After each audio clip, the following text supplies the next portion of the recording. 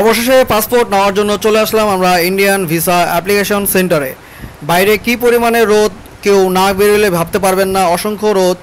এত তাপের মধ্যেও চলে আসলাম ইন্ডিয়ান ভিসা অ্যাপ্লিকেশন সেন্টারে, শুধুমাত্র আমার জন্যও না, তাদের জন্য যারা আমাকে অজস্র প্রশ্ন করছিলেন, দাদা মার্চে পাসপোর্ট জমা দিয়েছি, ফাইল জমা দিয়েছি, এখনও কোনো আপডেট নাই কেন? তো তাদের সকল প্রশ্নের উত্তর খোঁজার জন্য চলে আসলাম ইন্ডিয়ান ভিসা অ্যাপ্লিকেশন সেন্টারে। আমি আরও 2-4 দিন পর আসলেও প্রবলেম ছিল না, কারণ ইদানিং আমার কলকাতা বা ইন্ডিয়ার কোথাও যাওয়ার কোনো প্ল্যান নেই। তারপরও সকল প্রশ্নের উত্তর জানার জন্য চলে আসলাম ভারতীয় visa application centre, Jamuna future পার্কে। তো ভিউয়ার্স, এখানে এসে জানতে পারলাম অজস্র প্রবলেম ধরা পড়তেছে।